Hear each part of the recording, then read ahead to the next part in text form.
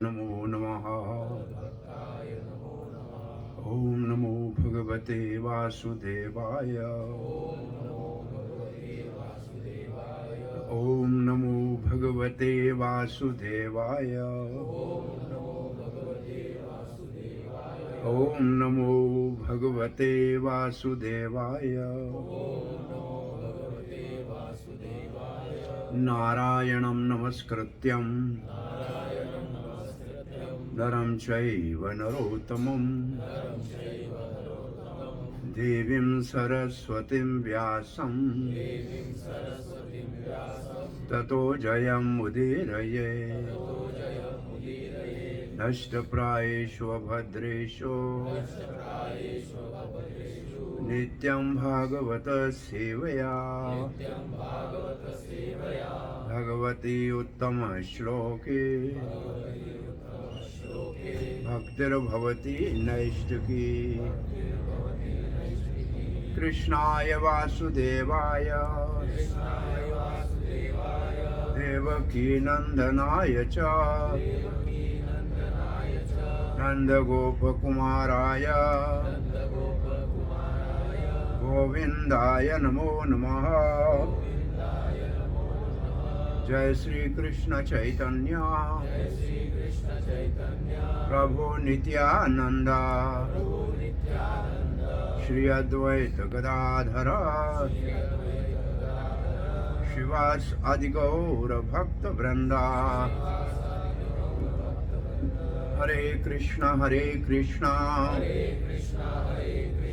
कृष्ण कृष्ण हरे हरे हरे राम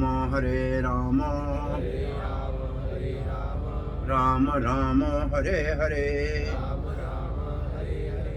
हरे Krishna. ISKCON BCEC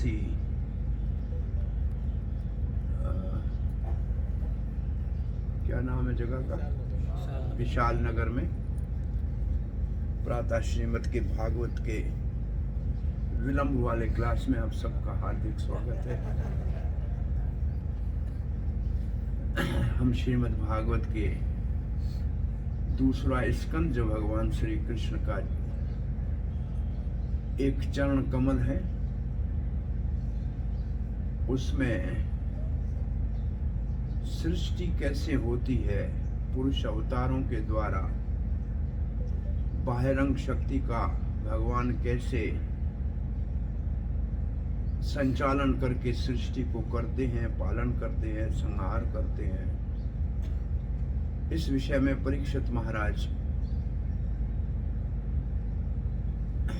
मुक्त चूड़ामणि दिव्य आत्म ब्रह्म आनंद को प्राप्त किए हुए और भक्त श्रोमणि सुखदेव गोस्वामी से ये प्रश्न मन को थोड़ा सा एकाग्र करने के लिए पूछ रहे हैं कि आगे भगवान श्री कृष्ण की लीलाओं को वो अपने हृदय में धारण कर सकें।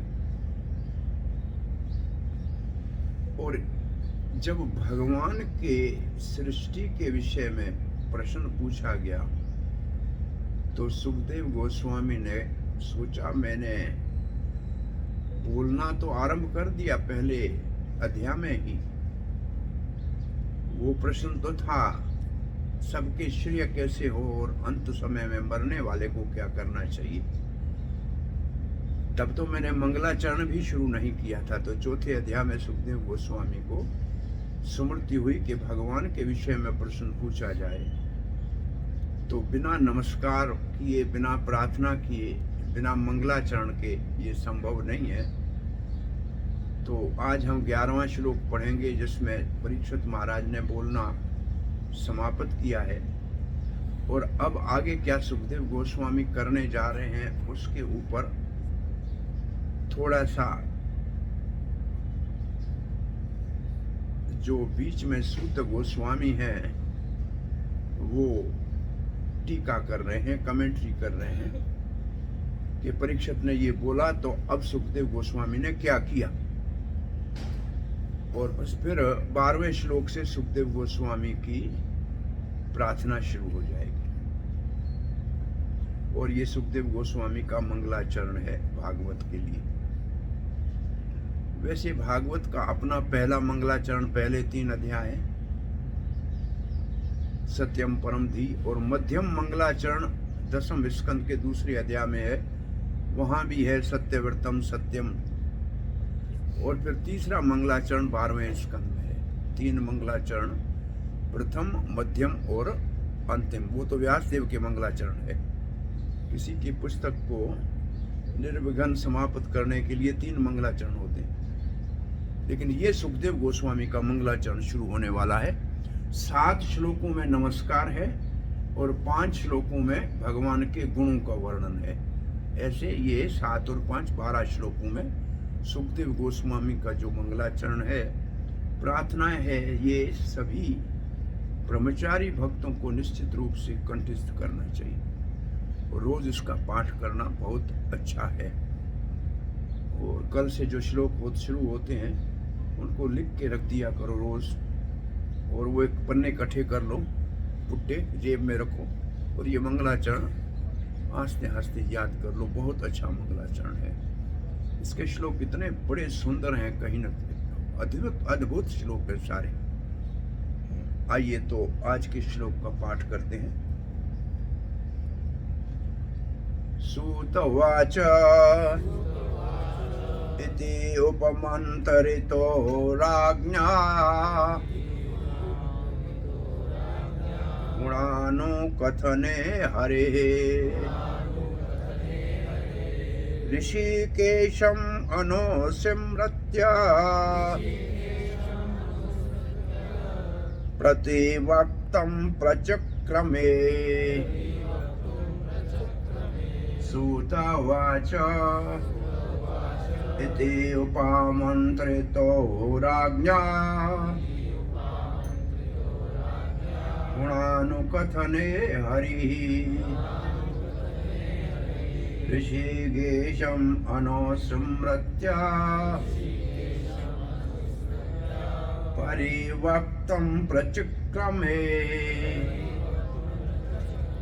सूतवाच इति उपमन्त्रितो राज्ञा गुणानुकथने हरिः ऋषिकेशम् अनुस्मृत्य प्रतिवक्तुं प्रचक्रमे।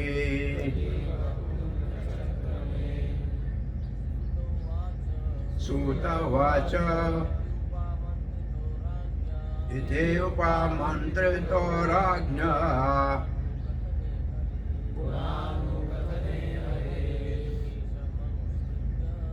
ऋषिकेशम् अनुस्मृत्य परिवक्तुं प्रचक्रमे।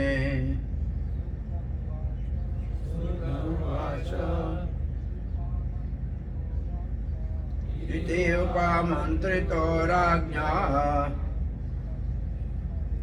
गुणानुकथने हरेः ऋषिकेशम् अनुस्मृत्य प्रतिवक्तुं प्रचक्रमे। अच्छा जी, सूत वाच, इसका मतलब ये वचन सूत गोस्वामी के हैं। क्या कह रहे हैं सूत गोस्वामी? इति, इस प्रकार मतलब जो परीक्षित महाराज ने आज अभी तक 5 प्रश्न पूछे। परीक्षित महाराज ने 5 प्रश्न पूछे हैं। ये आप 5वें श्लोक से लेके 10वें श्लोक तक देखेंगे। 5 प्रश्न परीक्षित महाराज के हैं। तो इति और उपमंत्र तो मतलब प्रार्थना की, किसी को जैसे हम निमंत्रण देते हैं, ऐसे उपमंत्रितो मतलब पूछने पर, जो पूछने के लिए जो प्रार्थना की। किसने प्रार्थना की? राज्ञा, राजा परीक्षित ने प्रार्थना की। तो राजा परीक्षित की इस प्रकार 5 प्रश्नों की प्रार्थना को सुनकर, प्रार्थना किस विषय में थी, क्या पूछना चाह रहे थे, क्या मंत्रणा करना चाह रहे थे? हरि कथनो क्या गुणानुकथनो हरि ही, हरि के गुणों का कथन करना चाहते थे, हरि के गुणों का कथन करना चाहते। हरि जो सबका दुख हारी है, उसके गुण विशेष रूप से ये कौन से गुण पूछना चाह रहे थे कि भगवान कितना दयालु है, प्रलय की नींद में सोए हुए जीवों को उठा के सृष्टि करके उनको एक अवसर देता है वापस भगवत धाम जाने का।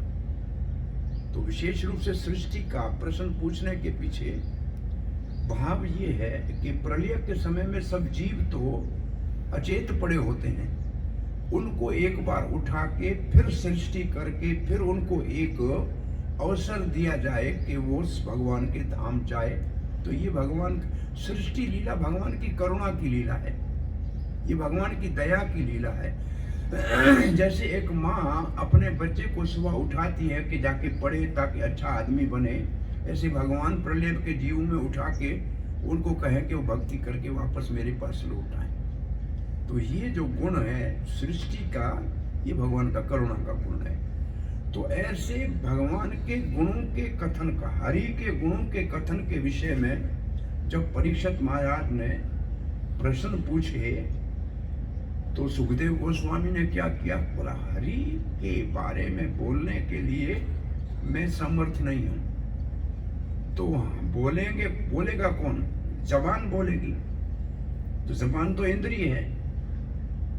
मन बोलेगा, वो भी इंद्रिय है, इंद्रिया नाम मनस्यास्मि, सोचूंगा मन से, बोलूंगा जीभा से।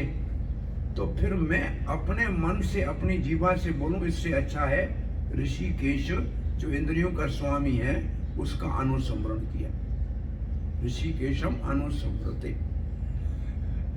जब अनु शब्द आए कहीं भी, 2 बार अनु आया है, अनुस्मृते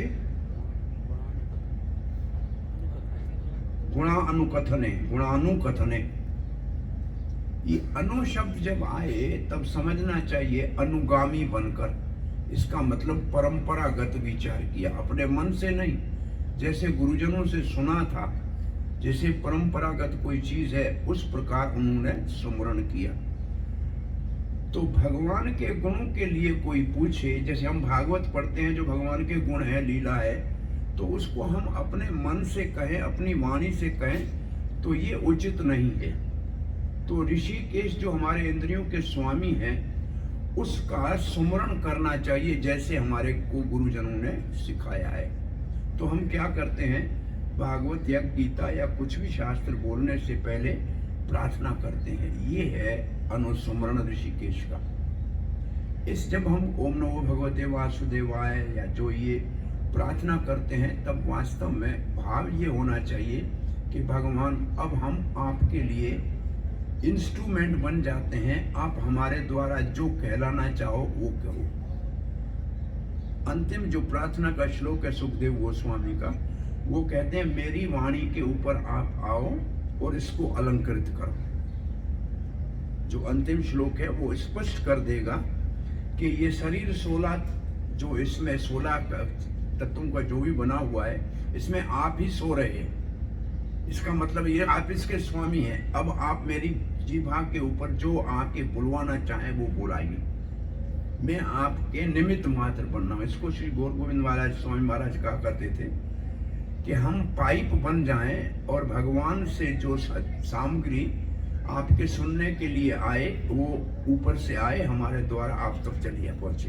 ये है अनुस्मरण का या अनुकंत कथन का अर्थ, कि हम निमित्त मात्र बन जाए और भगवान हमारे द्वारा अपनी लीला, अपने गुणों का वर्णन कराए।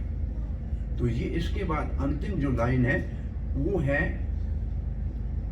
प्रतिवक्तम। प्रतिवक्तम का मतलब उत्तर देना, वक्तम का मतलब उत्तर देना, और प्रति का मतलब जो पूछा गया है उसी प्रश्न के उत्तर देने के लिए। और ये शब्द जो प्रचक्रम है या उपक्रम है, इसको कहते हैं उपक्रम या प्रचक्रम। इसका मतलब है अपने गुरु को और भगवान को वंदना करना। बोलने से पहले गुरु और भगवान को वंदना करना, उसको कहते हैं उपकर्म। उपकर्म या परचकर्म, ये जो पहले बोलने से पहले जो क्रिया की जाती है वो है गुरु और हरि को प्रणाम करना। ये उत्तर देने से पहले गुरु और हरि को प्रणाम करना, ये इसका अर्थ है। श्रील प्रभुपाद ने शब्द अर्थ में क्या लिखा है इसको देखिए, श्लोक 11 शब्द अर्थ में लिखा है औपचारिकताएं पूरी की। उपचार का कौन सी उपचार का है?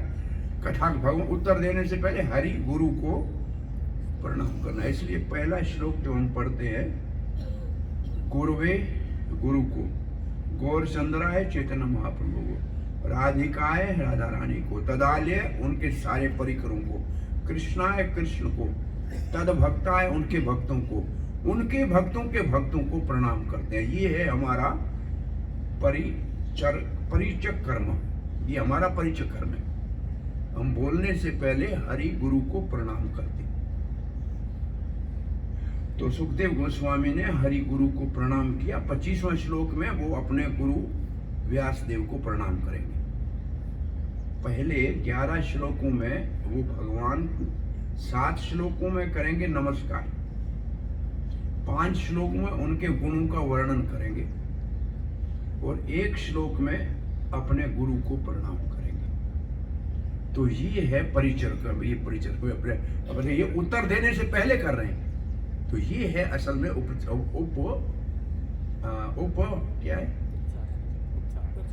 उपचार कर्म। उपचार कर्म में जो भी है, जो उपचारिकताएं हैं, ये उपचारिकताएं हैं।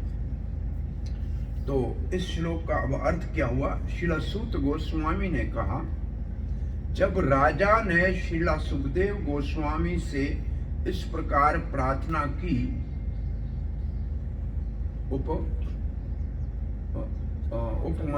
उपमंत्रत्या राज्ञा उपमंत्रत्या, इस प्रकार प्रार्थना की कि वो श्री भगवान की सृजनात्मक शक्ति, देखो ये शब्द नहीं है श्लोक में, शब्द नहीं है, प्रभुपाद जी कहते हैं सृजनात्मक शक्ति का वर्णन करे। ये है गुणानुकथन।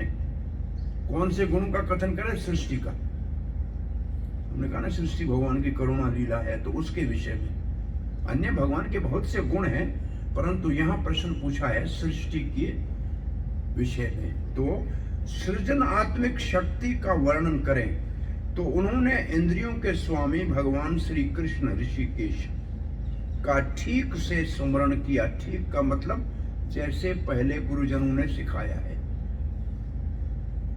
और उपयुक्त उत्तर देने के लिए वक्तम उत्तर देने के लिए तो इस प्रकार बोले। तो इसके बाद अब सुखदेव गोस्वामी आगे बोलेंगे और इसके तात्पर्य में श्रील प्रभुपाद जी लिखते हैं, भगवद गीता को जब कोई व्याख्यान देना चाहता है, भगवत भक्तों को, ऐसे लिखा है ना, भगवत भक्तों को जब कोई व्याख्यान देना होता है तथा श्री भगवान के दिव्य गुणों का वर्णन करना होता है, तब वे ये नहीं सोचते कि वे कोई भी बात स्वतंत्र रूप से कर सकते हैं। अब ये बात प्रभुपाद जी जो कह रहे हैं, ये है हमारे जीवन में, इसको कहते हैं पर्सनल एप्लीकेशन। ये जो लाइन है ये पर्सनल एप्लीकेशन है। पहली लाइन क्या है? पहला शब्द क्या है? भक्त। क्या लिखा है? भगवत भक्त, भगवत भक्त। अब भगवत भक्त का मतलब ब्रह्म का भक्त नहीं, परमात्मा का भक्त नहीं, भगवत भक्त। क्योंकि ब्रह्म के भक्त होते हैं ज्ञानी, वो कहते हैं हम ही बड़े बड़े बुद्धिमान है, जो हम कहेंगे वही अच्छा है। तो प्रभुपाद ने साफ लिखा है भगवत भक्त। इसका मतलब भागवत धर्म का अनुशीलन करने वाले जो भागवत भक्त हैं, उनको जब कहीं प्रवचन देना होता है तो वो ये कभी नहीं सोचते हैं कि हमको जैसे लगे ऐसे स्वतंत्र हम इसका उत्तर दें। तो ये हमारे जीवन में पहले कोई प्रश्न पूछे तो शास्त्र के शास्त्र, साधु, गुरु, इन तीनों के दृष्टिकोण से उत्तर देना चाहिए, अपने मन से नहीं देना चाहिए। इसलिए आप भागवत में देखेंगे प्रश्न पूछा है सृष्टि के विषय में से परीक्षित ने सुखदेव से, और सुखदेव कहेगा ऐसा ही प्रश्न नारद ने पूछा था ब्रह्मा से, और जो ब्रह्मा ने उत्तर दिया था वही मैं दे रहा हूं। इसका अर्थ क्या हुआ कि वो अपने मन से कुछ कहना नहीं चाहते। वो जैसे भगवान के पहले भक्तों ने या भगवान स्वयं ने उत्तर दिया है वैसे ही कहना चाहते। ऐसा प्रश्न पूछा परीक्षित महाराज ने कि शिशुपाल को ये गति ऐसी कैसे मिल गई। नहीं, पहले इस प्रश्न पूछा कि भगवान पक्षपात करते हैं, देवताओं का पक्ष लेते हैं, असुरों का संहार कर देते हैं। तो उसके उत्तर देने में उन उत्तर के बोला ऐसा ही प्रश्न आपके पितामह महाराज युधिष्ठिर ने पूछा था नारद से कि शिशुपाल का कैसे भगवान ने वो उद्धार कर दिया। तो उत्तर कौन सा दिया? जो नारद ने दिया था। तो इसको कहते हैं जब भी कोई उत्तर देना है तो प्रामाणिक रूप से शास्त्र के दृष्टिकोण से और पूर्व आचार्यों के उत्तर का जो है अनुशीलन करके देना चाहिए, अपने मन से नहीं देना चाहिए। ये पहली लाइन का अर्थ है। इसका अर्थ है कि सुखदेव गोस्वामी भी ये नहीं कहते मैं सब जानता हूँ सृष्टि के लिए। बोला ऋषिकेश को मैं ऋषिकेश का भगवान जो इंद्रियों के स्वामी है, तब समझ लेता ऋषिकेश ऋषिकेन सेवते भक्तिर उत्तम। इसका आगे वाला पूरा श्लोक इसका कैसे है? सर्व उपाधि विनुर्मुक्तम तत्पर्तेन तत्पर्तेन निर्मलम ऋषिकेन ऋषिकेश सेवनम भक्तिर उत्तम। तो इसका अर्थ है कि सर्व उपाधि विनुर्मुक्तम, अनु शब्द है ना, उसका अर्थ है सारी उपाधियों से विमुक्त हो जाओ। मैं कह सकता हूं इस बात को भूल जाओ, मैं विद्वान हूं इस बात को भूल जाओ। इसका अर्थ ये है अनु का कि उपाधियों को भूलो, फिर ऋषिकेन सेव, इंद्रियों के स्वामी का शरण ले लो। वो जो कहलाएगा इसको, ये ऋषिकेश सेवते, ये है कृष्ण अनुशीलन। कृष्ण अनुशीलन भक्तिर उत्तम। तो भागवत भक्त का मतलब जो उत्तम भक्त हैं, जो उत्तम भक्त है उनकी उत्तर देने की शैली ये है कि वो पूर्व आचार्यों के उत्तर का, जैसे हमारे कुछ कोई प्रश्न पूछता है तो हम सोचते हैं प्रभुपाद ने इसका उत्तर ऐसे दिया।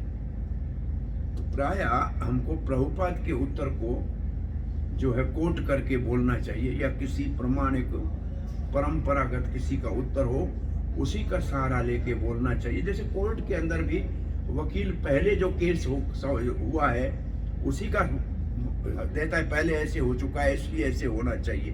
तो वक्तव्य जब भी देना हो तो स्वतंत्र नहीं देना चाहिए। प्रभुपाद ने शब्द लिखा है क्या? स्वतंत्र रूप से नहीं सोचते कि वे कोई बात स्वतंत्र रूप से कर सकते हैं। इसका अर्थ सीधा ये है कि हमारा स्वरूप ही है कृष्ण नित्य दास, तो हम स्वतंत्र है ही नहीं।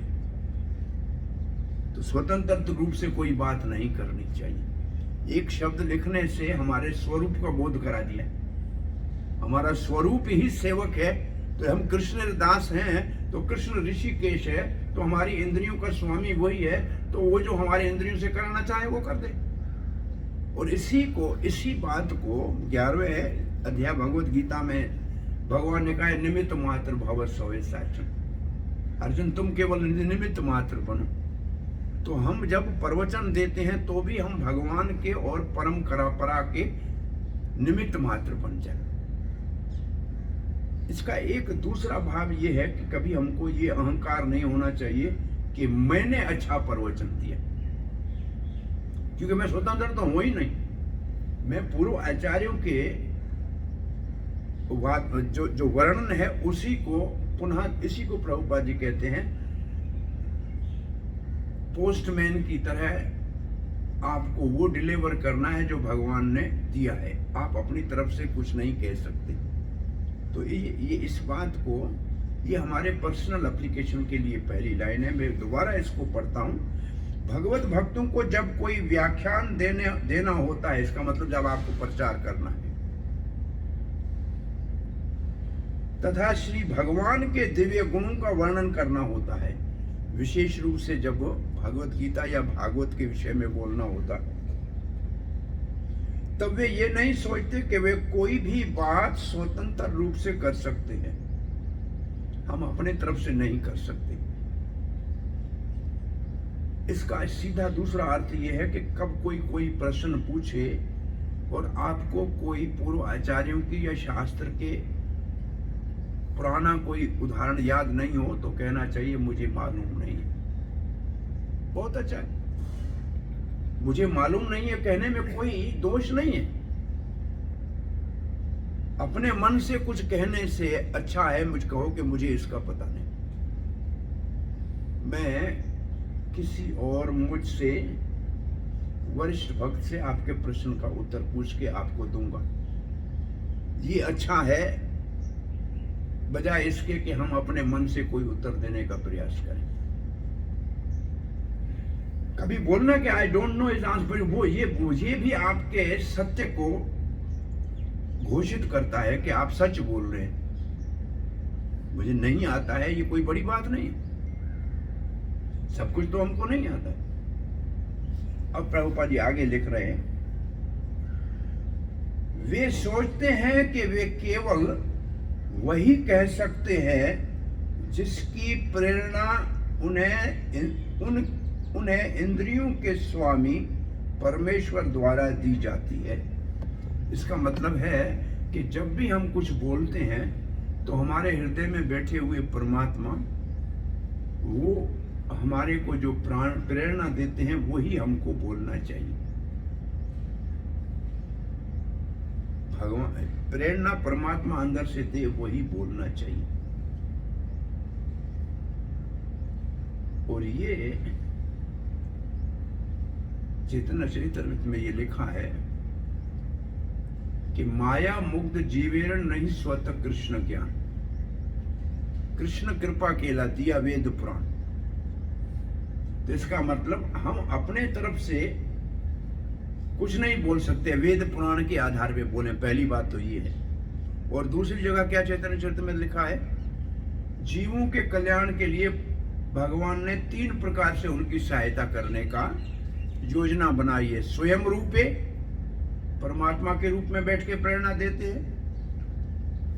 गुरु रूपे, गुरु के माध्यम से बाहर से शिक्षा देते हैं। और फिर शास्त्र रूपे, व्यासदेव का अवतार लेके शास्त्र के रूप में हमारा मार्गदर्शन करते हैं। इसका अर्थ ये हुआ, हम स्वतंत्र रूप से न कह के इन 3 का सहारा लें। ये तीनों भगवान ने हमारे लिए मार्गदर्शन करके, भगवान को जानने के लिए, भगवान के विषय में बोलने के लिए, ये 3 हमारा सहारा है, गुरु, शास्त्र और परमात्मा। अंदर से चैत्य गुरु, बाहर से मार्गदर्शक गुरु, और दोनों के बीच में शास्त्र। इसका मतलब हम स्वतंत्र नहीं, इन 3 का सहारा लेना चाहिए। इन 3 के सहारे से बात करनी चाहिए, अपने आप को स्वतंत्र नहीं समझना चाहिए। अब आगे प्रभुपाद जी लिखते हैं, व्यक्तिगत जीव की इंद्रियां उसकी नहीं होती, व्यक्तिगत जीव की इंद्रियां उसकी नहीं होती। तो हमारी इंद्रियां हमारी नहीं है। इसका अर्थ तो ये हुआ, हर इंद्री के ऊपर एक देवता बैठा हुआ है। आंखों में सूर्य देवता है, वाणी के ऊपर अग्नि देवता है, कान में दिक्पाल है, तो हाथ में इंद्र है और पांव में विष्णु है। ये सारे देवता हमारे इंद्रियों का संचालन करें। अब इंद्रियां भी जब आप देखें सृष्टि इंद्रियों की होती है, तो आदि भौतिक इंद्रियां, आदि देविक इंद्रियां और आध्यात्मिक इंद्रियां, ये 3 स्तर हैं इंद्रियों के। तो इंद्रियां स्वतंत्र हमारी नहीं है, अपने आप कुछ नहीं कर सकती। तो एक पहला ये लिखा हुआ है कि जीव की व्यक्तिगत जीव की इंद्रियां उसकी नहीं होती, उसके ऊपर देवता उनका संचालन करते हैं। भक्तगण जानते हैं कि ऐसी इंद्रियां परमेश्वर की हैं और उनकी समुचित प्रयोग भी तभी हो सकता है जब उसका उपयोग श्री भगवान की सेवा में किया जाए। अब इंद्रियां हमारी नहीं है, तो इंद्रियां किसने हमको दी? भगवान ने दी। तो वो इंद्रियां भगवान की सेवा में लगनी चाहिए, ये भक्त सोचते हैं। ये लिखा प्रभुपाद ने है कि इंद्रियां हमारी नहीं है। इसको कैसे समझेंगे? ये हमारी इंद्रियां नहीं है, कैसे समझेंगे?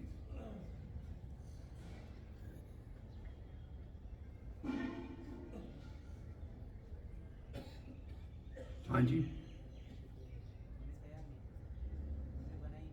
सर बोलिए।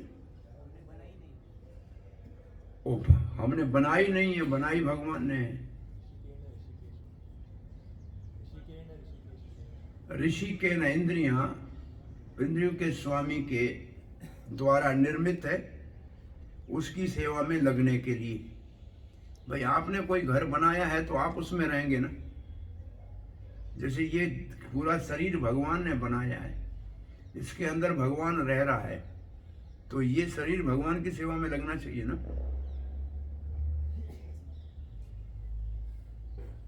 इसको 4 वर्णों के लिए ऐसे लिखा है, 4 वर्णों भगवान के, सर से ब्राह्मण, बाजू से क्षत्रिय, उदर से वैश्य और चरणों से शूद्र की उत्पत्ति हुई है। और इन चारों का संचालन भी भगवान कर रहा है, इसलिए इन चारों को भगवान की सेवा में लगना चाहिए। तो जब उत्पत्ति पूरे शरीर की ही भगवान से हुई है, चारों वर्णों की, तो हम तो चारों वर्णों के अंदर ही आते हैं ना। तो हमारी उत्पत्ति मतलब हमारे इंद्रियों की उत्पत्ति। हम क्या है? शरीर है। शरीर क्या है? इंद्रियों से बना हुआ है। तो उसका निर्माता भगवान है, और जब भगवान उसका निर्माता है, ये ब्राह्मण, क्षत्रिय, वैश्य और शूद्र, ये 4 वर्ण है, यही तो सब कुछ है संसार में। और ये सारा निर्माण भगवान के विश्व रूप के अंगों से हुआ है। तो इसका निर्माण करता जब भगवान है, तो इनको भगवान की सेवा में लगना चाहिए, ये उनका धर्म है।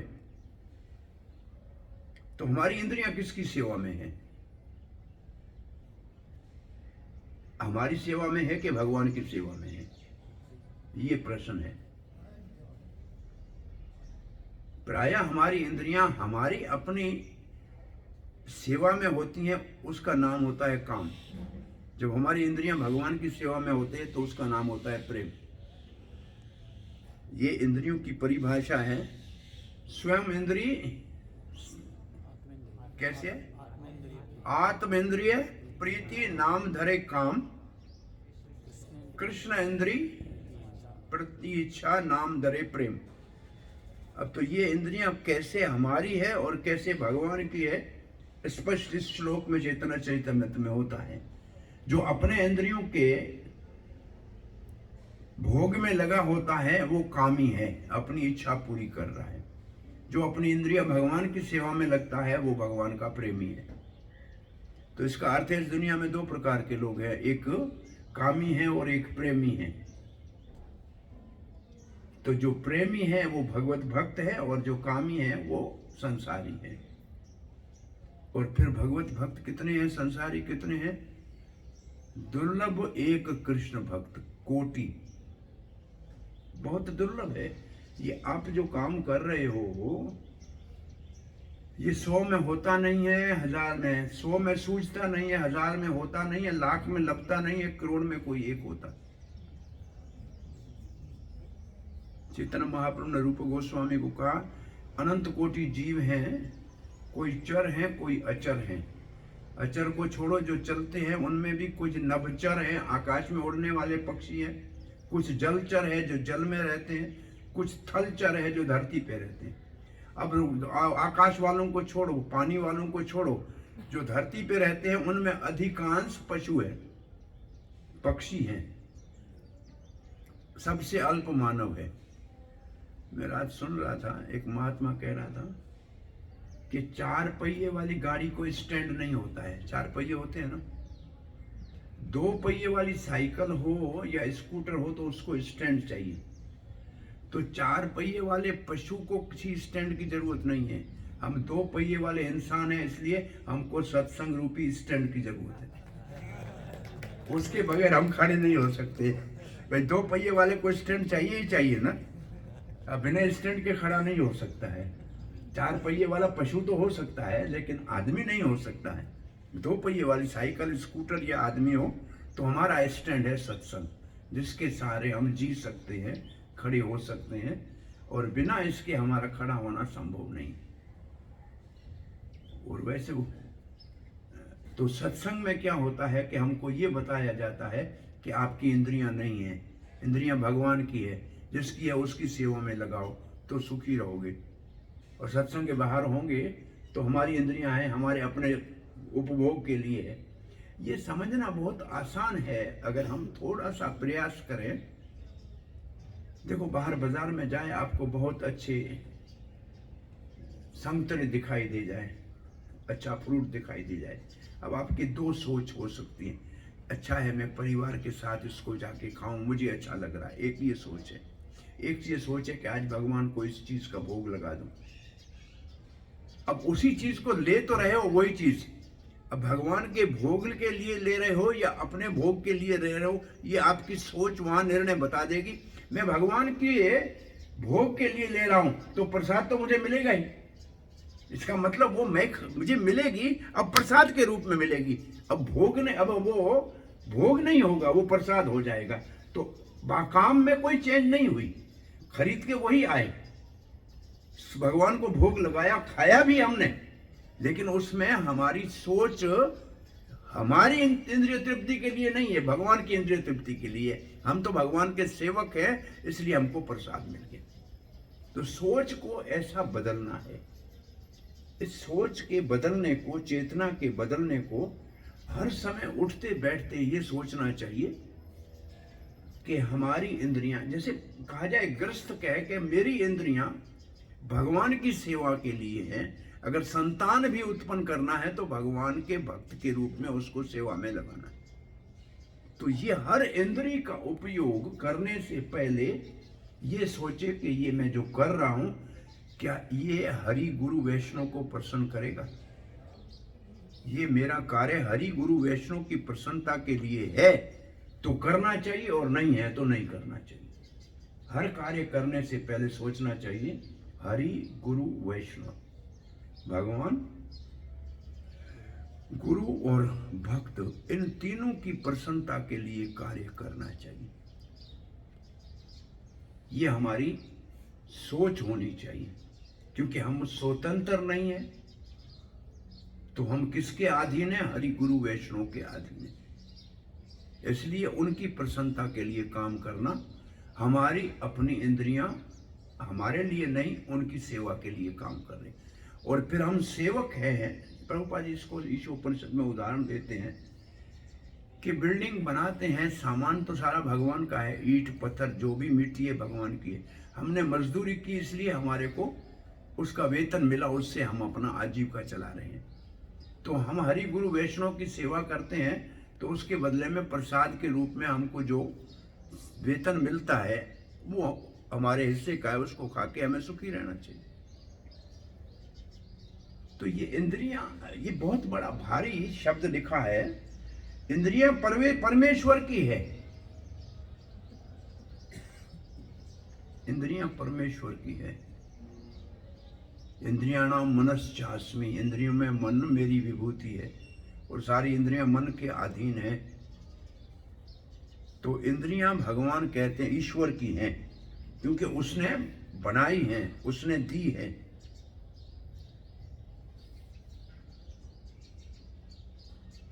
इंद्रियों तो यंत्र हैं, इंद्रियां तो यंत्र हैं, और तत्व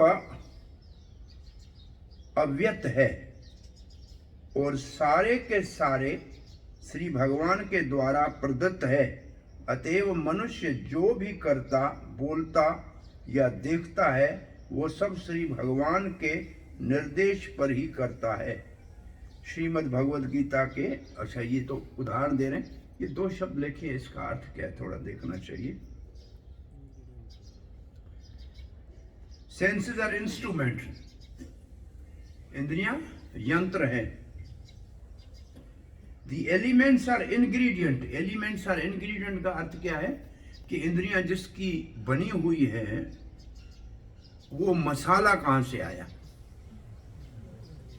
वो जो मसाला है जिससे इंद्रियां बनी हुई है, वो जो इंद्रियों का जो मटीरियल,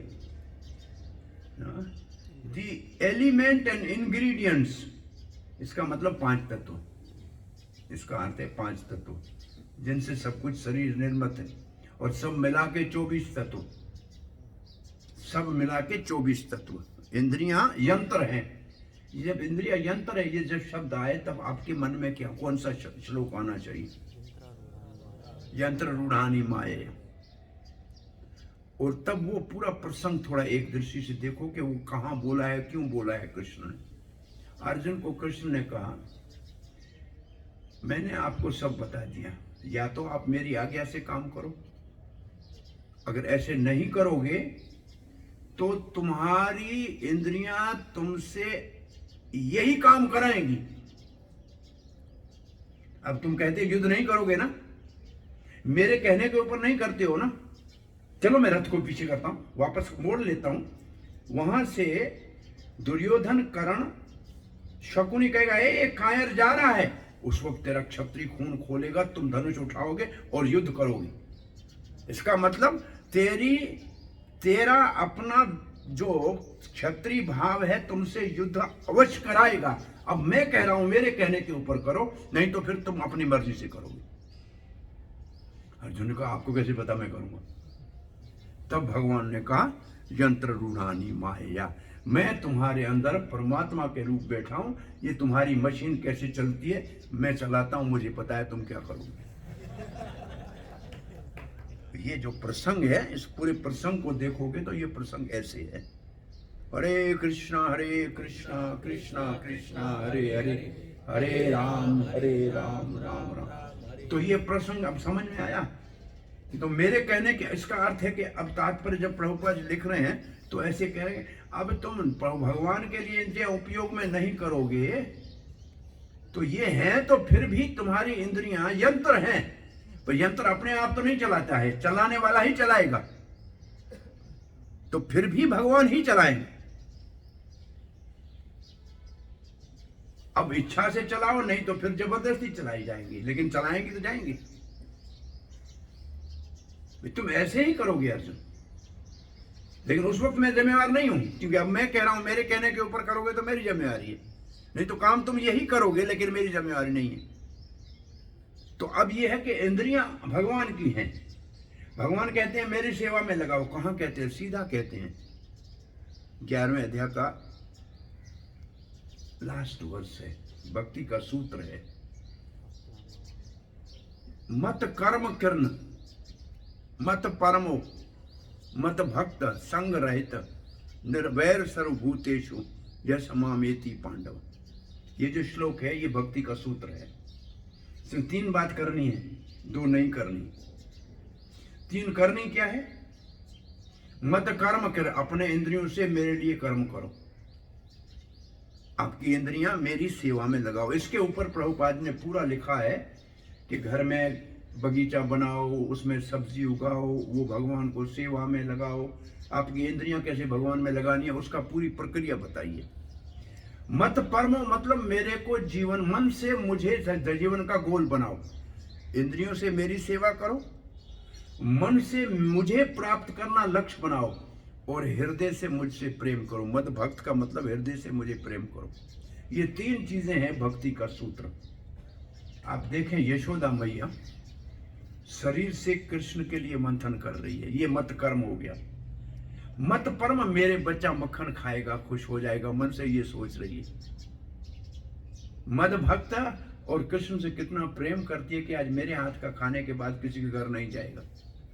तो ये तीनों चीजें एक समय साथ हो रही है। अब आप अपना और हमारा हाल देखिए। हम काम करते हैं किसी सेठ के लिए, मन से सोचते हैं मेरा घर कैसे बनेगा, प्रेम करते हैं अपने परिवार से, तीन जगह बटे हुए हैं। काम एक के लिए करते हैं, लक्ष्य दूसरा है, प्रेम तीसरे से करते हैं। और ये अव्यवसाय आत्मिक बुद्धि है। काम एक के लिए करना, लक्ष्य दूसरा और प्रेम तीसरे से। भगवान कहता है ये नहीं चलेगा, काम भी मेरे लिए, लक्ष्य भी मैं और प्रेम भी मेरे लिए। ये है भक्ति का सूत्र। और दो चीजें नहीं करनी है, क्या है? संग वर्जित। आप संसार के लोगों के संग को त्याग दो। इसका मतलब उन लोगों के संग को त्यागो जो अपनी इंद्रियां भगवान की सेवा में नहीं लगाते। तो मानो कि प्रश्न पूछे तो क्या उनसे लड़ाई करें? निर्वैर सर्वभूतेषु। वैर मत करो, उनका संग मत करो और उनसे वैर मत करो। इसका अर्थ है उनके ऊपर करुणा करो। वैर मत करो मतलब करुणा करो। कैसे? उनका संग मत करो मतलब वो जो कर रहे हैं वो अपने जीवन में मत लाओ। निर्वैर का मतलब उनसे दूर भी मत हो, अपने उदाहरण से उनको प्रेरित करते रहो। अपने उदाहरण से उनको प्रेरित करते रहो, क्योंकि भक्ति तभी होगी ना कि दूसरों को भी भगवान की भक्ति में लगाना है ना। तो वैर करेंगे तो कैसे लगाएंगे? ये बहुत ये भक्ति का सूत्र है। इसके बाद 12वां अध्याय शुरू होगा भक्ति का। ये 11वें अध्याय का अंतिम श्लोक भक्ति का सूत्र है। 3 चीजें करनी है। इंद्रियां भगवान की सेवा में, मन से भगवान को पाना का लक्ष्य, और हृदय से भगवान से प्रेम करना है।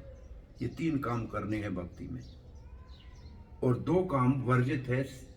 संसारी लोगों का संग त्याग करना है, परंतु उनको प्रसाद वितरण करना है, उनको पुस्तक वितरण करने हैं।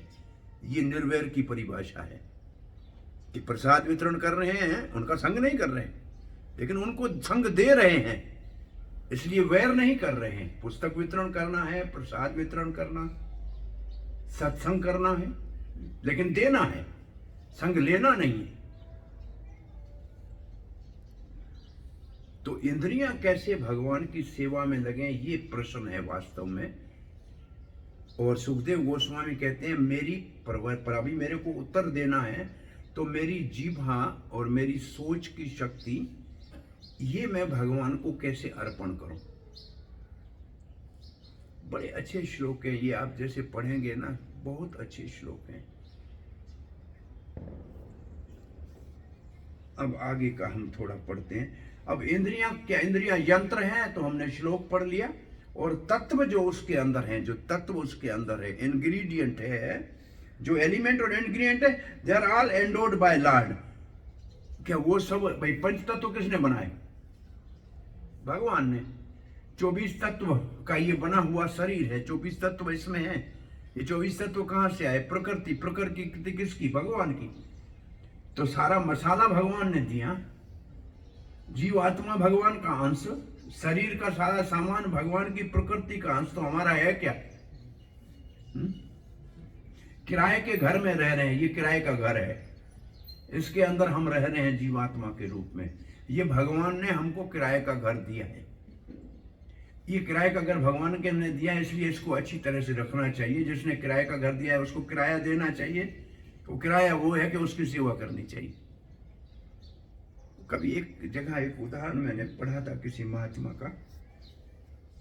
किराए के घर में जब कोई जुआ करने लगता है, शराब पीने लगता है, मांस खाने लगता है, तो मालिक जिसने घर किराए पे दिया है वो उसको नोटिस भेजता है कि तुम घर खाली करो, तुम अच्छे काम नहीं करते हो। तो ऐसे जब हम अपने शरीर में ऐसे अभक्ष्य भोजन करते हैं या ऐसे पान करते हैं, तो नोटिस क्या आता है? बीमारी के रूप में नोटिस आता है कि ये घर खाली करो, अब तुम्हारे को इसमें रहना नहीं है। लेकिन हम बड़े होशियार हैं, 2 पैसे खर्च करके इलाज करके कहते हैं कि नहीं नहीं हम ठीक हो जाएंगे, घर में अभी भी रह सकते हैं। तो फिर भगवान सफ़ेद बाल थोड़े करके कहता है, इशारा करता है, खाते हुए दांत 2 गिरते हैं, कहता है अब इधर घर खाली करना पड़ेगा। तो हम फिर बत्ती सी नहीं बना के चमका लेते हैं कि घर खाली नहीं करेंगे। और इससे भी जब हम नहीं मानता है, बाल भी काले कर देते हैं, तो फिर भगवान अंत में मृत्यु का वारंट भेजता है कि अब गाड़ी खाली करना है। तब हमको जबरदस्ती घर खाली कराया जाता। ये शरीर रूपी घर को तो भगवान का है खाली करना है। इसलिए ये भगवान की सेवा में लगा हुआ होगा, तो जब ये शरीर छोड़ेंगे तो भगवान के धाम जाएंगे। और ये शरीर अगर भोग में लगा हुआ होगा तो शरीर छोड़ने के बाद दूसरे शरीर में हमारे को जबरदस्ती डाल दिया जाएगा। और उस शरीर में डालने के बाद हम कुछ नहीं कर सकते। अगर कुत्ते के शरीर में डाला है तो फिर कुत्ते जैसा ही काम करना है, फिर कुछ नहीं कर सकते। एक बार उसमें चले गए, उसके बाद आपकी स्वतंत्रता समाप्त, फिर तो आपको वैसे ही काम करना पड़ेगा। ये भी अच्छा लगा भाई, कुत्ता जन्म से कुत्ता होता है, उसको कुत्ता बनना नहीं पड़ता है। हाथी जन्म से हाथी होता है, उसको हाथी बनना नहीं पड़ता है। लेकिन इंसान जन्म से इंसान नहीं होता है, उसको इंसान बनना पड़ता है। नहीं तो इंसान बनना पड़ेगा, नहीं तो इंसान नहीं बनेगा, नहीं तो वो पशु ही रह जाएगा। तो इंसान बनना पड़ने का अर्थ ये है कि ये समझना कि ये इंद्रियां भगवान ने दी है, उसकी सेवा में लगनी चाहिए। और आगे लिखा, तो ये तत्व जो है भगवान ने दिया है, इंद्रियां यंत्र हैं और जिन चीजों से बनी हुई है वो सब भगवान के द्वारा प्रदत्त है। इसलिए इस बात का प्रमाण देने के लिए प्रभुपाद जी एक श्लोक भगवत गीता का उद्धृत करते हैं, 15वें अध्याय का। सर्वश्चाहम हृदय सन्निविष्टो मत स्मृति ज्ञानम अपोहनम च। हम सर्वस्व हृदय सन्निविष्टो, मैं सबके हृदय में परमात्मा के रूप में बैठा हूं। मत स्मृति में याद दिलाता हूं आपको। कौन सी याद दिलाते हैं? अगले जन्म में तुमने ये इच्छा की थी, पूरी नहीं हुई थी, अब ये कर लो। ये मैं आपको याद दिलाता हूं। ये याद दिलाता हूं मैं आपको क्या आपको याद तो नहीं है ना? देखो, जब जीव मरता है तो उसकी सब इच्छाएं तो पूरी नहीं होती हैं। कुछ इच्छाएं जो मन के अंदर रहती हैं, उस इच्छाओं को पूरी करने के लिए उसके लिए नया शरीर मिलता है, नई इंद्रियां मिलती हैं, लेकिन परमात्मा तो साथ में वही आता है और मन हमारे साथ में। हमने शरीर तो असंख्य बदले। इसके लिए मैं एक प्रश्न पूछता हूं, आप में से कोई एक भी इतना बुद्धिमान हो तो मुझे उत्तर एक दे दो। अब तक आपने जीवन में कितने कपड़े बदले? कोई एक बता सकता है कितने कपड़े आपने बदले आज तक? हाँ, नहीं बता सकता ना। जब एक जन्म में कितने कपड़े बदले हैं वो नहीं बता सकते, तो आत्मा ने कितने शरीर लिए हैं कैसे बता सकते हो? ये तो आत्मा का शरीर है ना। कपड़ा जो है शरीर जो है, ये आत्मा का कपड़ा है। कितने कपड़े बदले हैं हमने? इसका फिर इस श्लोक के मेरी अपनी दूसरी टीका ये है, कम कपड़े रखोगे तो कम जन्म लेना पड़ेगा, ज्यादा रखोगे तो ज्यादा लेना पड़ेगा। और माताएं बड़ी परेशान होती हैं कि अलमारियां भरी हुई है, हमारा क्या होगा। साधु खुश होते हैं कि एक हमारा लोटा और लंगोटा है, क्या फर्क पड़ता है, तो है ही नहीं। तो ये साधु के लिए बड़ा अच्छा है कि 2 कपड़े हैं, इसलिए कम से कम एक जन्म होगा तो देख लेंगे, ज्यादा है ही नहीं तो ज्यादा लेने की जरूरत नहीं है। तो ये भी बहुत अच्छा है। बाकी संग्रह नहीं करना चाहिए, कम से कम चीजें होंगी।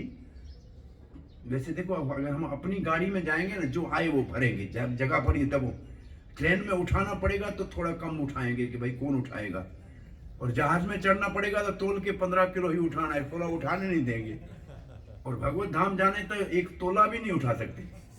जब यहां से जाना पड़ेगा तो कुछ भी नहीं उठा सकते। तो जब कुछ भी नहीं उठा सकते हैं तो कठा काहे के लिए करें? ये समझने की बात है ना। इतना सारा कठा किया है, काहे के लिए किया बताइए ना। तो आप उठा तो कुछ भी नहीं सकते।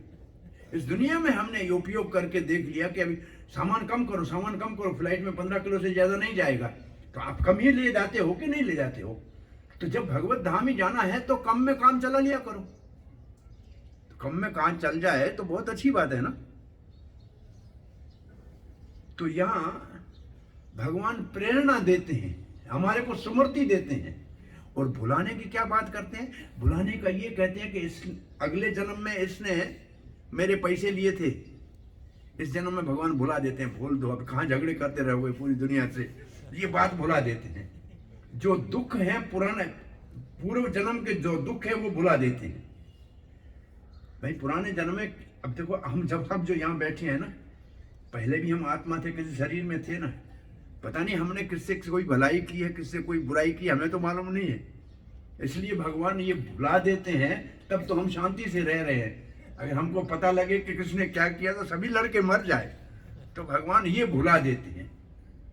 हमारे पूर्व जो पिछला जन्म, जो पहले जन्म था, उसके अंदर जो भी हमारे से दूसरों के प्रति गलतियां हुई है उसको भुला देते हैं। स्मृति ज्ञानम अपोहनम, अपोहनम का मतलब भुलाना, और ज्ञानम च, अगर वो मुझे जानना चाहे तो उसको मैं अंदर से परमात्मा के रूप में ज्ञान दे सकता हूं, बाहर से गुरु के माध्यम से प्रेरणा दे सकता हूं, और शास्त्र उसके लिए मैंने व्यासदेव के द्वारा निर्मित कराए ही है।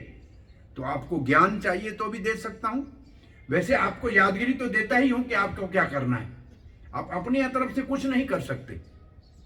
ये और जगह भी एक श्लोक है, अहम सर्वस्य प्रभव मत सर्वम प्रवर्तते।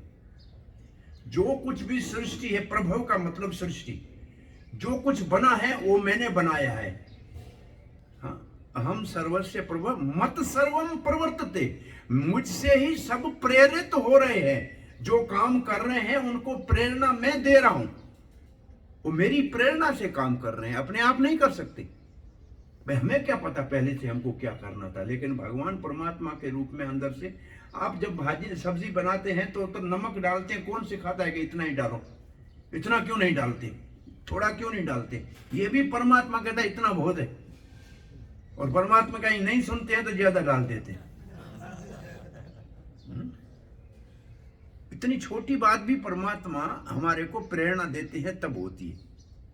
तो सब कुछ परमात्मा की प्रेरणा। और प्रभुपाद जी इसको फिर लिखते हैं, भक्तों का तो भगवान परमात्मा के रूप में डायरेक्ट प्रेरणा देना शुरू कर देता है, और जो भगवान की नहीं सुनते हैं, परमात्मा सिर्फ उनको देखता रहता है, और जो पूर्व जन्म के उनके कर्म हैं उन्हीं को वही करने की प्रेरणा देते हैं। अन्य उनको नई प्रेरणा भगवत प्राप्ति की नहीं देते हैं, तो उपदृष्टा बन जाते हैं। फिर अनुमंता है, अनुमंता किस चीज के हैं? अनुमंता है जो हमने इच्छा की थी उसको पूरी करने की। लेकिन भक्तों के लिए वो निर्देशक हो जाते हैं सीधे, और उनको अपनी प्रेरणा से चलाते हैं कि कैसे मेरी सेवा करनी है। तो यहां भगवत गीता में ये बात लिखी है, कोई भी स्वतंत्र नहीं है, अपनी स्वतंत्रता से कुछ भी नहीं कर सकता है। सबको भगवान से क्या लेना पड़ता है? परमिशन लेनी है। क्या लिखा है? अनुमति, अनुमति लेनी पड़ती है। ये जब प्रभुपाद जी लिखते हैं तब कौन सा श्लोक आ गया? अनुमंता, उपदृष्टा, भक्ता, भोरता। वो श्लोक परमात्मा जो क्या करते हैं, सबके लिए भगवान से अनुमति लेनी पड़ती है। लिखा है अनुमति, भगवान से अनुमति लेनी पड़ती है। तो यहां सुखदेव गोस्वामी भगवान को नमस्कार करने से क्या होता है? नमस्कार करने से डाउट डिसअपियर होते, नमस्कार करने से डाउट डिसअपियर होते हैं, प्रार्थना करने से मनोकामना, इच्छा पूरी होती है। प्रार्थना करने से इच्छा पूरी होती है, नमस्कार करने से डाउट डिसअपियर होते हैं। ऐसे एक आचार्य ने, क्योंकि इसमें डाउट, सब संदेह है ना, संशय है ना, संशय का समाधान होता है नमस्कार से। अब इसको अंतिम श्लोक भागवत का पढ़ो, प्रणामो दुख शमनम। प्रणाम करने से संशय से दुख होता है, और वो दुख समाप्त होता है प्रणाम करने से। इसको अगर आपको पब्लिक को सही नमूने समझाना है तो ये उदाहरण देना कि आप सबकी ऑफिस में स्टैंप जो होता है ना, ठप्पा, उसमें सब उल्टा लिखा होता है, उल्टा लिखा होता है ना, और जब उसको सीधा मारते हो पन्ने पे सीधा होते हैं ना, ऐसे तुम्हारे माथे पे जो उल्टा लिखा है परमात्मा के, ब्रह्मा जी ने, विधाता ने माथा भगवान के सामने टेको तो सब सीधा हो जाएगा। भगवान के सामने माथा टेकने से वो सब सीधा हो जाएगा। तो प्रणामो दुख शमनम, प्रणामो हरिम दुख शमनम। और पहली लाइन क्या है? नाम संकीर्तन पाप प्रणाशनम, पाप नाश करता है संकीर्तन, लेकिन पाप का फल दुख नाश होता है प्रणाम करने से। पाप करे उसका फल दुख तो रह गया ना, पाप तो नाश हो गया, दुख तो रह गया। तो दुख कैसे नाश होगा? प्रणाम करने से। तो संशय समाप्त होते हैं प्रणाम करने से। तो इसलिए जो भी सृष्टि के विषय में संशय है उसको नाश करने के लिए 7 श्लोकों में सुखदेव महाराज प्रणाम करेंगे और 5 श्लोकों में प्रार्थना करेंगे कि मेरी जो मनोकामना है आपके गुणों का अनुवादन करने की, उसको मैं पूर्ण कर सकूं। तो इसको ऐसे समझें कि खेत में पहले सब झाड़ उखाड़ने होते हैं, फिर खेती करनी होती है ताकि हमारे को फल मिले। तो पहला जो काम है नमस्कार से, वो कचरा बाहर निकालने का है खेती से, और फिर जो प्रार्थना है उससे हमारे को अपना फल, बीज बोना है भक्ति के सेवा का, तो हमारा उसका फल हमको प्राप्त हो। तो प्रणाम भी करना चाहिए, प्रार्थना भी करनी चाहिए। और आगे का शब्द ये है कि भगवान से हमको हर समय अनुमति लेनी पड़ती है। और कहाँ काय के लिए प्रभुपाद जी लिखते हैं, कैसे काम करें, कैसे खाएं, कैसे बोलें। और भगवान की कृपा से सब कुछ भक्तों के लिए हो जाता है। और जब भगवान के वो अधीन होके काम करते हैं तो उनके जीवन में 4 दोष नहीं रह जाते जो बद्ध जीवों के जीवन में होते हैं। तो 4 दोष जो हैं, इंद्रियां अपूर्ण है, गलती करना हमारा स्वभाव है, दूसरों को छलना हमारी प्रवृत्ति है, और चौथा भ्रम में पड़ना, असली और नकली में समझ नहीं आता। ये दोष नहीं रहते हैं भगवान के भक्तों में जब वो भगवान की आज्ञा से उठता है, बैठता है, खाता है। 3-4 चीजें लिखी है। ये जब हम पढ़ें तब भी कोई श्लोक आपको याद आता है? उठना, बैठना, खाना, स्थित प्रज्ञ किम प्रभाषित किम आसीत किम वर्जित। ये जो स्थित प्रज्ञ की परिभाषा है, कैसे उठता है, कैसे बैठता है, कैसे चलता है, कैसे खाता है, वहां है ना। और दूसरा गुणातीत के लिए भी ऐसे प्रश्न है, जो तीनों गुणों से ऊपर है वो कैसे उसको पहचाना जाए, कैसे उठता है, बैठता है, करता है। तो 2 श्लोक ये भी है। तो ये लिखा है इसमें ऐसे है, लेकिन उस समय आपको इसकी परिभाषा करनी हो तो कैसे उठता है, कूर्मानो अंगामी। अपने जब इंद्रियों की तृप्ति नहीं करनी है तो अंदर कर लेता है इंद्रियां, जब सेवा करनी है तो बाहर निकाल देता। तो ये कैसे बैठता है, कैसे उठता है, ये भगवान की प्रेरणा से ये 4-5 लाइनें लिखी हैं। ये भी बहुत बड़ा इसकी खोज इसके करेंगे इसके अंदर इसका। तो हम इससे अब मैं हिंदी से पढ़ के आपको सुना दूं। कोई भी स्वतंत्र भाव से कर्म करने हेतु मुक्त नहीं है, आजाद नहीं है। अतएव मनुष्य को सदा कर्म करने एक्ट, खाने या बोलने की अनुमति श्री भगवान से लेनी चाहिए। और श्री भगवान के आशीर्वाद से भक्त जो कुछ करता है वो बद्ध जीवों में होने वाले 4 प्रकार के दोषों के सिद्धांतों से मुक्त होता है।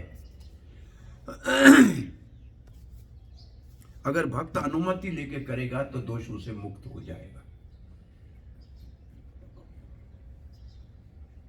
अब देखो, हम जब भोजन करते हैं उससे पहले शरीर आवेद्य जाल गाते हैं। इसका मतलब हम अनुमति लेते हैं कि हम भगवान आपका प्रसाद खा रहे हैं। हम जो कोई काम करते हैं उससे पहले हमने आपको आज का हरि गुरु वर्ष वैष्णव की प्रसन्नता के लिए कर रहा हूँ, ये हमारी प्रार्थना हो जाए तो वो काम सिद्ध होगा। बोलता है, करता है, खाता है और बोलता है, इसका मतलब जब हम प्रवचन दें तो भी हम भगवान से अनुमति लें। और ये हम जो करते हैं पहले क्लास से पहले, ये भगवान से अनुमति लेना है कि हम आपके अब ये सेवा करने जा रहे हैं। ये इंद्रियां, ये शरीर, ये मन हम आपके अधीन करते हैं। जो आप हमसे कहलाना चाहें वो आप कहलाइए।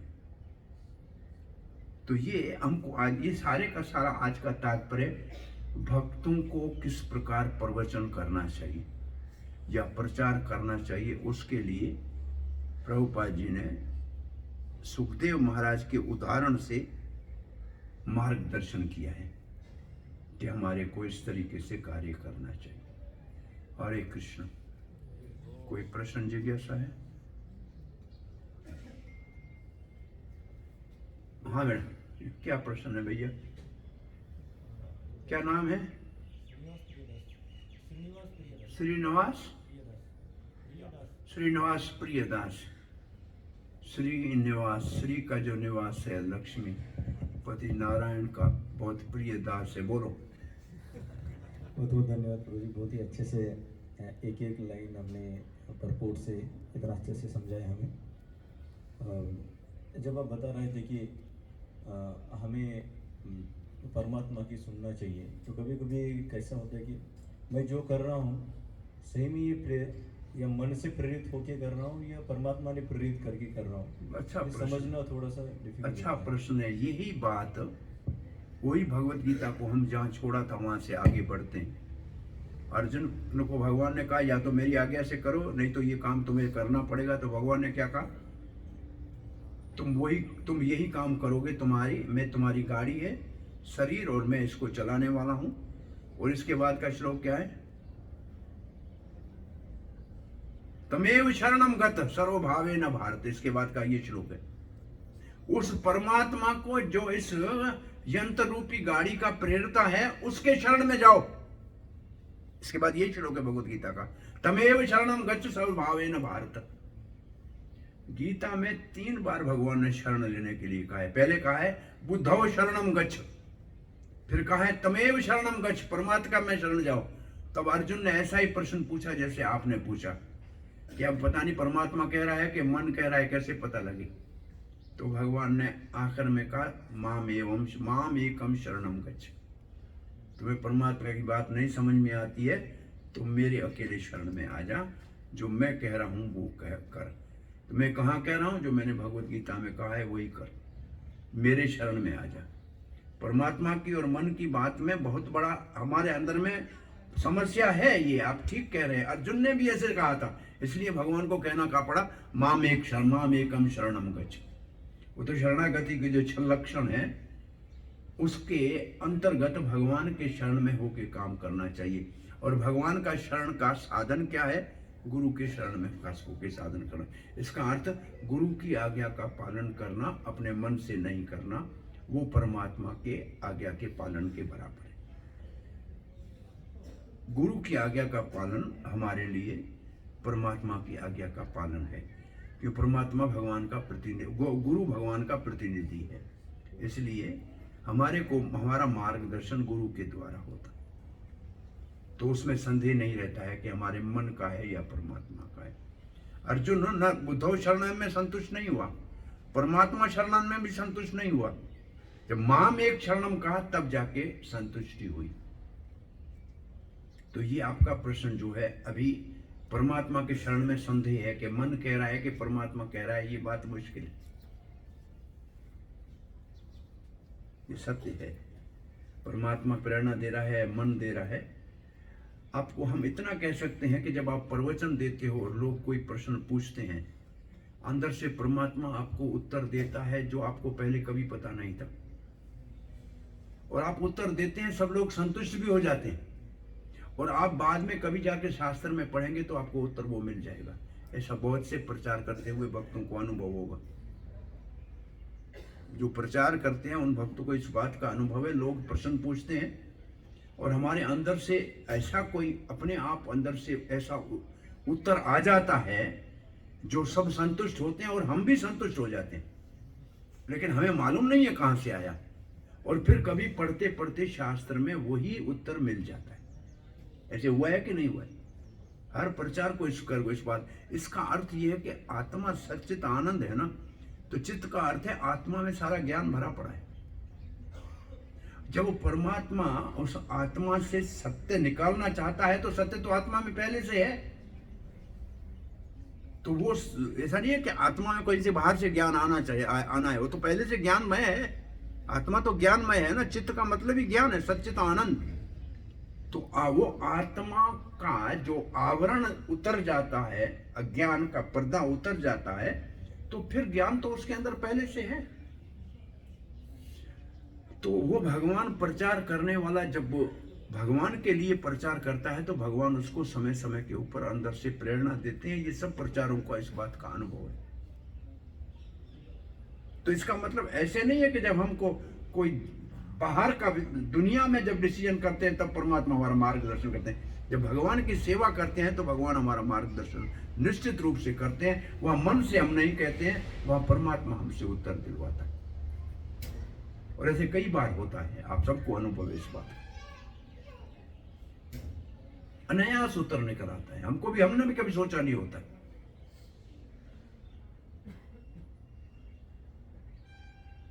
हरे कृष्ण। और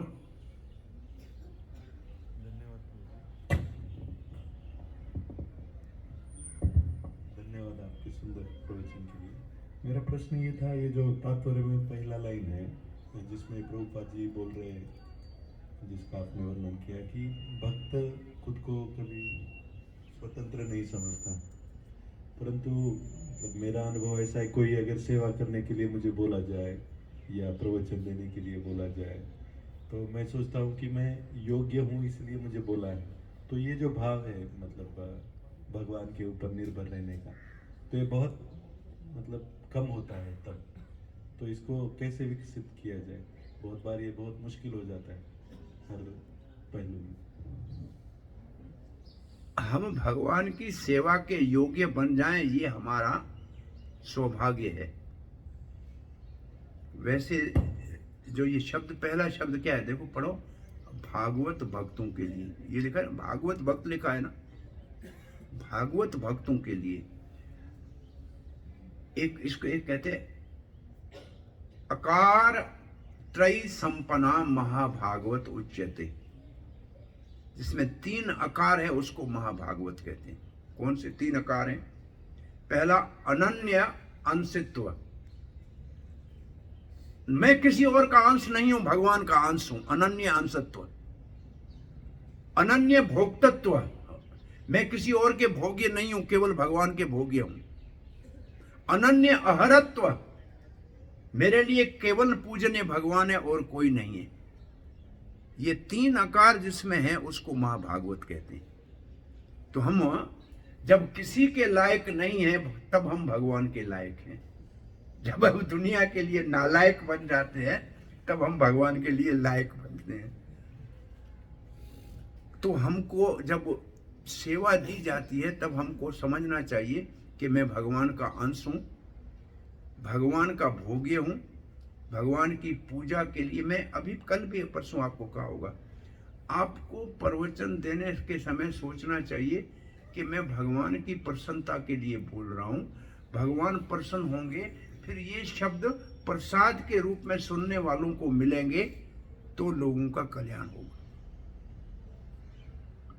हमारा प्रवचन भगवान की प्रसन्नता के लिए होना चाहिए, वो भगवान की इच्छा से होना चाहिए और सुनने वालों को प्रसाद मिलना चाहिए, तो फिर उनका प्रभाव पड़ेगा। तो हम अपने आप को प्रवचन के लिए जब कोई प्रेरणा दे तब हमको निम्रता पूर्वक पहले तो शास्त्र का सहारा लेना चाहिए कि हम जो बोलने जा रहे हैं वो शास्त्र से हम देखते ही है। आपको आज श्लोक को दिया जाए कल देने के लिए तो शास्त्र तो देखोगे ही, इसका मतलब आप स्वतंत्र तो नहीं हुए ना, आपने शास्त्र का सहारा ले लिया। फिर आप किसी का प्रवचन सुनोगे पहले किसी ने दिया होगा तो आपने गुरु का सहारा ले लिया, किसी और का सहारा ले लिया, तो आप स्वतंत्र तो हुए नहीं। तो आप जब बोलने बैठते हैं तो आप वही बोलते हैं जो आपने शास्त्र से और जो आपने किसी और से सुना है और या आपने अनुभव जीवन में किया है वही बोलते हैं, और वो अनुभव आपको भगवान ने कराया, तो वैसे भी आप स्वतंत्र नहीं है। तो आप तो सहारा तो फिर इसी का ले रहे हैं ना, तो वो तो आपकी कोई भी सहारा लेके फिर ही काम करता है। या तो पहले से पढ़ा हुआ है या अभी पढ़ के आप आए हैं तभी तो आप बता पा रहे हैं, तो अपना तो कुछ भी नहीं है ना पहले भी। वैसे भी हमको तो कृष्ण भावना में समझना चाहिए कि सब कुछ प्रभुपाद का दिया हुआ है, हम उसी की सेवा में उसी का दिया हुआ सबको समर्पित कर रहे हैं, हम स्वतंत्र है ही नहीं। हम प्रभुपाद जी के और गुरुजनों के निमित्त मात्र हैं और भगवान की सेवा के लिए ये कार्य कर रहे हैं, ये हमारा भाव होना चाहिए। हमें ये आ जाए कि मैं बड़ा विद्वान हो गया हूं तो ये मूर्खता है और ये पतन का शुरुआत है। ये मूर्खता भी है और ये पतन की शुरुआत भी है। वो चाहे अभी भले कितनी प्रशंसा मिल जाए, लेकिन भगवान की दृष्टि में उसका पतन शुरू हो गया कि उसने भगवान से स्वतंत्र अपने आप को समझ लिए। इसलिए निम्रता का भाव सदा बना रहना चाहिए। प्रार्थना और नमस्कार, ये दो पहियों के ऊपर हमारी भक्ति की गाड़ी चलेगी, नमस्कार और प्रार्थना। और जब ये षडांग, कितने अंग प्रणाम कितने अंग का करते हैं? हाँ, माता जी को पंचांग प्रणाम करना है, पुरुषों को षष्ठांग प्रणाम, फिर एक आठांग प्रणाम कौन सा है? अष्टांग प्रणाम भी है ना। मन और वाणी, ये 6 और ऐड करने हैं। 6 तो शरीर के अंग लगते हैं, लेकिन मन से भगवान का चिंतन करना है, वाणी से भगवान को प्रार्थना करनी है। तो प्रणाम करते समय भी जो सामने ठाकुर जी हैं उनका नाम लेके प्रार्थना करनी चाहिए। प्रणाम में ऐसे जाके डंडे की तरह गिरना नहीं है। उधर वाणी से 2 प्रणाम और 2 चीजें हैं। मन से आज कौन से कपड़े भगवान ने पहने हैं उसका दर्शन करना है, और वाणी से पंचतत्वात्मकम कृष्णम भक्त रूप स्वरूपकम भक्त अवतारम भक्ताख्यम नमामि भक्त शक्तिकम नमो महावदन्नाय कृष्ण प्रेम प्रदायते कृष्णाय कृष्ण चैतन्य नामनि गौरात्वेशान नित्यानंद महानवमी सर्वानंद करम परम हरिनाम प्रदम देवम अवधूत श्रोमणिम। ऐसे बलभद्राय अनंतनेश शेषाय रोहिणी नंदनाय नमः, जो भी ठाकुर है उसके लिए प्रार्थना का मंत्र पढ़ना चाहिए। कृष्णा करुणा सिंधु तब तक कंचन गौरंगी, ये प्रणाम के समय पढ़ना चाहिए। ऐसे गिर के उठना नहीं चाहिए, कोई डंडे नहीं है। ये 2 और काम भी करने हैं। मन से चिंतन ये करना है आज भगवान ने कैसे वस्त्र आभूषण पहने हैं, कैसे पीछे श्रृंगार था, वो मन से सोचना है, और वाणी से प्रार्थना भी करनी है प्राय। और ये बहुत से लोग नहीं करते। ये सच्चे कि झूठ है? बहुत से लोग नहीं करते। ये 2 काम साथ में करना चाहिए, तब प्रणाम पूरा होता है, तब नमस्कार पूरा होता है। नमस्कार के साथ प्रार्थना भी हो जाती है। नमस्कार और प्रार्थना ये दोनों साथ होनी चाहिए। नमस्कार के साथ यही दोनों काम कर रहे हैं अभी। सुखदेव गोस्वामी नमस्कार भी करेंगे, नमो परस्मयी ये शुरू करेंगे, और फिर प्रार्थना भी करेंगे, प्रभु विष्णुये नमः। सदा सरस्वती कुछ है ऐसे ही श्रवण करना चाहिए। सरस्वती नमः बहुत सुंदर श्लोक, बहुत सुंदर है, मुझे याद नहीं हुए अभी तक। मेरी इच्छा प्रवचन कभी हमने इसके ऊपर 5-6 दिन किया है। ये केवल 13-12 श्लोकों के ऊपर 5-6 दिन प्रवचन किया है। मेरे ख्याल में बेलगांव में किया था, लेकिन अभी याद नहीं हुए। अब आपको कह रहा हूँ तो मेरे को भी याद करने चाहिए, नहीं तो अच्छी बात नहीं है। ये लिख के रोज पढ़ना चाहिए एक बार इसको। एक महीना भर रोज का पढ़ेंगे तो याद हो जाएंगे। इसमें कुछ श्लोक है जो प्रभुपाद ने बहुत जगहों पे कोट किए हैं। वो ये हूण क्रात औंद्र ये इसमें श्लोक है, और पति वाला श्लोक में इसमें है यज्ञपति विद्यापति दियापति पति सर्वपति, वो भी इसका श्लोक इसका। कुछ श्लोक बहुत अच्छे हैं, ये बच्चे लोग सब याद कर लेना। इस महीने में ये श्लोक सब याद करो।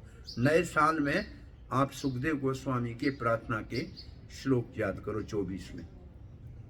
और मैं भी प्रयास करता हूँ इसका, आज इसका कोई छोटा मुझे प्रिंट निकाल दो तो इसका मैं रोज़ पाठ करना शुरू करूँ।